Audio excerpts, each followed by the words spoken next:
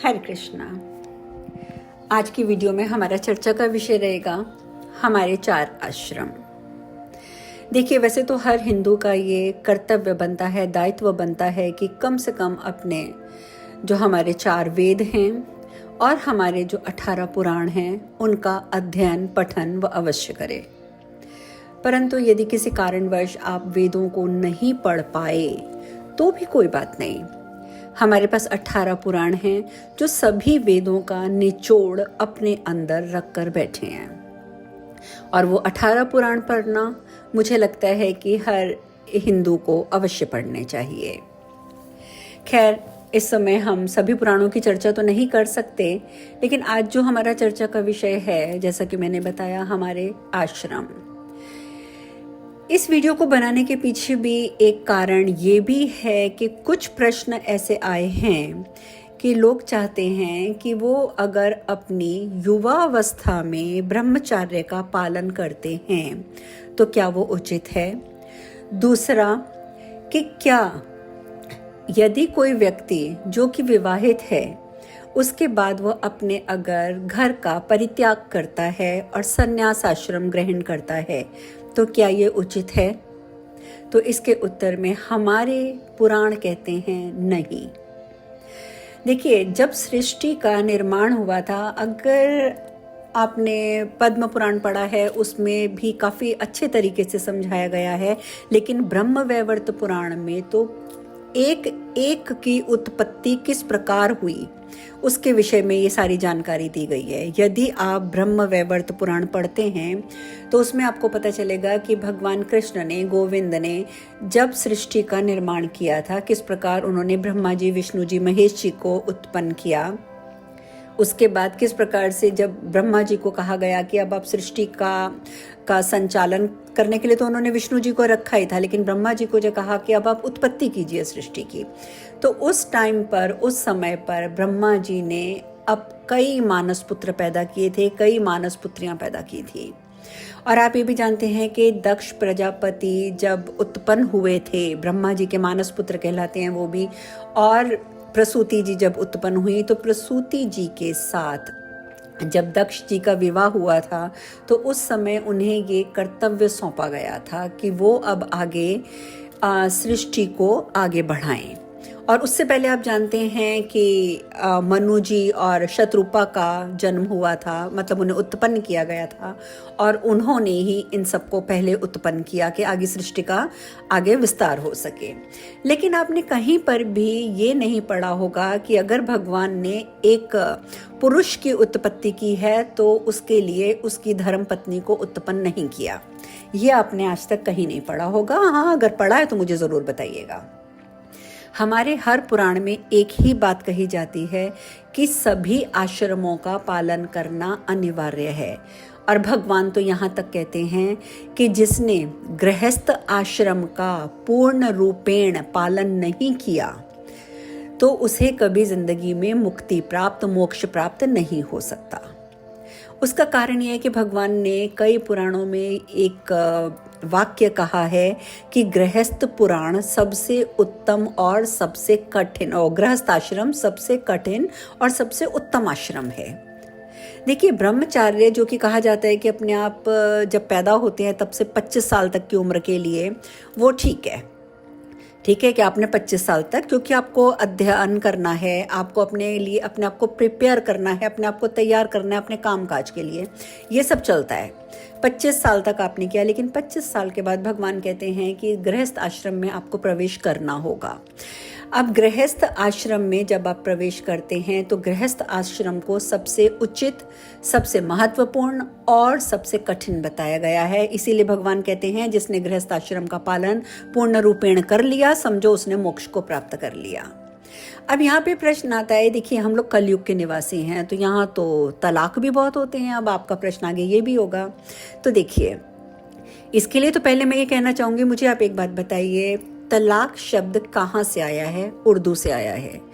Divorce शब्द कहाँ से आया है? इंग्लिश से आया है। आप मुझे हिंदी में बता दीजिए कि क्या तलाक या डिवोर्स से मिलता जुलता या इस चीज़ को रिप्रेजेंट करने वाला ऐसा कोई शब्द बना है आज तक? तो उत्तर होगा नहीं। हिंदी वोकैबुलरी, संस्कृत वोकैबुलरी सबसे बड़ी वोकैबुलरी है पूरी वर्ल्ड वाइड अगर आप लैंग्वेजेस को काउंट करें तो। उसके बावजूद यहाँ पर डिवोर्स या तलाक जैसा शब्द नहीं है। हाँ, संबंध विच्छेद कहा जाता है, लेकिन संबंध विच्छेद तो भाई बहन में भी होता है, माता पिता में और बच्चों में भी होता है, और किसी में भी हो सकता है। संबंध विच्छेद एक आम शब्द है, लेकिन तलाक और डिवोर्स नाम की कोई चीज़ हमारे हिंदू धर्म में है ही नहीं। और फिर भी अगर आप तलाक की तरफ जाते हैं, चलो मान लिया कि आप कलयुग के निवासी हैं, आप तलाक की ओर गए, लेकिन याद रखिएगा, आप अगर तलाक ले लेते हैं तो जो गृहस्थ आश्रम का जो आपका दायित्व था वो पूर्ण नहीं होता, और गृहस्थ आश्रम का अगर दायित्व पूर्ण नहीं होता तो ना आप आगे वानप्रस्थ में जा सकते हैं, ना आप संन्यास में जा सकते हैं। दूसरी बात, आपने तलाक ले लिया, देखिए मैं तो तलाक ही बोलूँगी क्योंकि मैंने कहा कि हिंदी में तो कोई शब्द है ही नहीं है इसके लिए।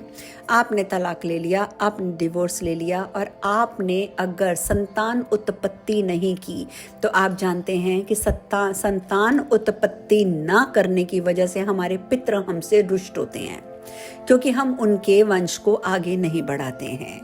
और जब हमारे पितृ रुष्ट होते हैं तो भगवान भी हमसे प्रसन्न नहीं होते हैं। तो कहीं ना कहीं आप कितने भी उदाहरण ले लीजिए, आपको खुद ये ज्ञात हो जाएगा कि गृहस्थ आश्रम सबसे महत्वपूर्ण आश्रम है, और उसको अगर आप पूर्ण रूप से उसके दायित्व को निभाते हैं तभी आप अगला कदम उठाते हैं और आप वानप्रस्थ में जाते हैं। और याद रखिएगा, वानप्रस्थ में भी कभी कोई पुरुष अकेला नहीं जाता, क्योंकि वानप्रस्थ का जो समय निश्चित किया गया है हमारे पुराणों में वो 50 साल की उम्र में किया गया है। 50 साल की उम्र तक आपके बच्चे परिपक्व हो जाते हैं, वो युवावस्था में पहुंच जाते हैं। बच्चे फिर आपकी घर गृहस्थी का ध्यान रखते हैं और आप अपनी धर्म पत्नी को अपने साथ लेते हैं और वानप्रस्थ आश्रम में आप अपना पदार्पण करते हैं। और वानप्रस्थ आश्रम में आपको 25 साल रहना पड़ता है, और जब आपकी आयु 75 वर्ष दैट मीन्स 75 ईयर्स की होती है तब आपको संन्यास लेने का अधिकार प्राप्त होता है। तो बेसिकली मेरा यहाँ पर कहने का तात्पर्य ये है कि यदि आप चारों आश्रमों को नहीं स्वीकारते तो कहीं ना कहीं आपकी लाइफ में समस्याएं आएंगी। आपको कहीं ना कहीं आपके कर्मों के उतार चढ़ाव के लिए, कर्मों के भुगतान के लिए पुनः इस धरती पर आकर जन्म लेना पड़ेगा। तो बेहतर तो यही है कि जो हमारे शास्त्रों का विधान है, जो हमारे पुराणों का विधान है, उसके हिसाब से चारों आश्रमों के नियमों को पूर्ण रूप से आपको फॉलो करना चाहिए। आप याद रखिएगा, बड़े से बड़े जो ऋषि मुनि भी हुए हैं, आप अगर सप्त ऋषियों की बात करें तो आप देखेंगे आज वो आसमान में सितारे बन के चमकते हैं, हम उन्हें रोज रात को प्रणाम करते हैं। लेकिन सप्त ऋषि भी अकेले नहीं थे। जब ब्रह्मा जी ने सबके लिए स्त्रियां उत्पन्न करके एक एक ऋषि को एक एक स्त्री प्रदान करी थी ताकि वो भी अपने वंश को आगे बढ़ा चल सके। कोई भी, यहाँ तक कि आपने ब्रह्म वैवर्त पुराण में तो ये भी पढ़ लिया होगा कि अगर लक्ष्मी माता की उत्पत्ति हुई तो उन्हें विष्णु भगवान को दिया गया, ठीक है। गायत्री जी की उत्पत्ति हुई, सावित्री जी की उत्पत्ति हुई तो उन्हें ब्रह्मा जी को दिया गया। और जब दुर्गा माँ की उत्पत्ति करी थी भगवान कृष्ण ने, गोविंद ने, तो महादेव को दिया था, और महादेव ने स्वीकार करने से मना कर दिया था कि मैं तो बस भजन कीर्तन करूंगा। और तब उस समय गोविंद ने कहा था कि तुम कुछ भी कर लो, एक समय ऐसा आएगा कि तुम्हें सती को स्वीकार करना पड़ेगा। और वही माँ दुर्गा जो सती के रूप में फिर महादेव ने उन्हें स्वीकार किया, और बाद में जब उन्होंने आत्मदाह कर लिया था उसके बाद माता पार्वती के रूप में उन्हें स्वीकार किया। तो देखिए, जिस चीज से भगवान नहीं बच सके तो हम इंसान कौन हैं। अर्थात हमारा भी यही धर्म है कि हम अपने पुराणों के अनुसार अपना जीवन व्यतीत करें, तभी हम मोक्ष को प्राप्त हो सकते हैं। अगर आप गृहस्थ आश्रम से भागकर आप सोचेंगे सिर्फ आप हरे राम हरे कृष्ण कर लेंगे तो मोक्ष की प्राप्ति होगी, तो नहीं होगी। हाँ, अपने उत्तरदायित्व को पूर्ण करते हुए यदि आप अपने आप को रिलीजियस रखते हैं और स्पिरिचुअल रखते हैं। एक बात याद रखिएगा, भगवान कृष्ण ने बहुत सुंदर ये बात एक जगह कही है कि यदि किसी की वेदना देखकर, किसी की पीड़ा देखकर आपकी आंखों में अश्रु नहीं आए तो अर्थात मैंने तुम्हें इंसान बनाकर गलती करी है। तो देखिए, इसीलिए रिलीजियस होना वेरी गुड, पर रिलीजियस होने के साथ साथ स्पिरिचुअल होना सुपर डुपर गुड। तो आप इन सब चीज़ों को साथ लेकर चलिए, अपने सभी उत्तरदायित्व पूर्ण कीजिए, तो आप देखेंगे कि भगवान के द्वारा प्रदत्त मोक्ष आपकी प्रतीक्षा करेगा। भगवान जब आप ये देह का त्याग करेंगे तो भगवान विष्णु के पार्षद यमराज नहीं, यमदूत नहीं, देवदूत आएंगे विमान में आपको अपने साथ ले जाने के लिए। बहुत सुंदर चर्चाएं हैं हमारे पुराणों में, आप पढ़कर तो देखिए। तो हम इसी से रिलेटेड अगली वीडियो दोबारा से बनाएंगे और आपके सामने प्रस्तुत करेंगे। तब तक के लिए हरे कृष्णा।